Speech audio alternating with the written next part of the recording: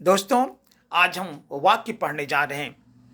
मैं वाक्य को बहुत ही सरल भाषा में आपको बताने जा रहा हूँ। वाक्य का मतलब होता है संप्रेषण। अपने विचारों, अपने भावों को दूसरे के सामने व्यक्त करना ही वाक्य कहलाता है। तो वाक्य की समुचित परिभाषा क्या है?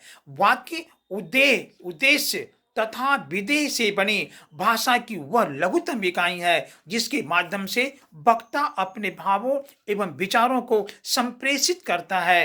वाक्य कहलाता है। वाक्य के दो मुख्य अंग होते हैं। पहला उद्देश्य, दूसरा होता है विधेय। उद्देश्य यानी कर्ता, और कर्ता के बाद जो ही वाक्य में आते हैं वो विधेय कहलाते हैं। जैसे राम खाता है तो राम क्या हो गया? राम उद्देश्य हो गया। और खाता है यानी क्रिया है, उसको क्या बोलेंगे? विधेय बोलेंगे। तो वाक्य के दो अंग हो गए।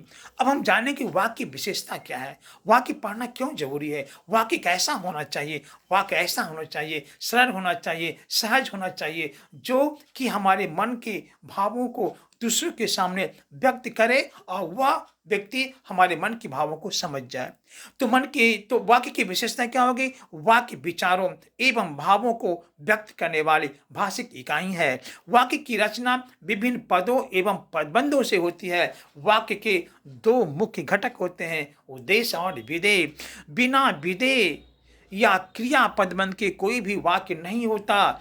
वाक्य स्वयं में पूर्ण तथा स्वतंत्र होता है। याद रखिए, वाक्य स्वयं में पूर्ण और स्वतंत्र होते हैं। वो वाक्य हो गए। मैंने वाक्य की विशेषता बताए। अब हम वाक्य की रचना, क्लास 10वीं के बच्चों को पढ़ना है कि वाक्य के विभिन्न भेद होते हैं, लेकिन हमें रचना के आधार पर वाक्य के भेद को जानेंगे। याद रखिए मेरे बच्चों, रचना के आधार पर वाक्य के 3 भेद होते हैं। वह पहला क्या होता है? सरल वाक्य होता है। दूसरा क्या होता है? संयुक्त वाक्य होता है। और तीसरा क्या होता है? मिश्र वाक्य होता है। अब हम सरल वाक्य की चर्चा करेंगे। सरल वाक्य किसे कहते हैं? जिन वाक्यों में एक उद्देश्य, उद्देश्य कितना? एक उद्देश्य तथा एक विधेय या एक ही क्रिया पदबंध होता है, वो सरल वाक्य कहते हैं। यानी एक क्रिया एक कर्ता, यानी एक कर्ता एक क्रिया हो, वो क्या कहलाता है? सरल वाक्य कहलाता है। याद रखिएगा, जिसमें एक कर्ता और एक ही क्रिया हो वह सरल वाक्य कहलाता है। अब मैं आपको बताऊंगा, वाक्य के भी बहुत सारे भेद होते हैं।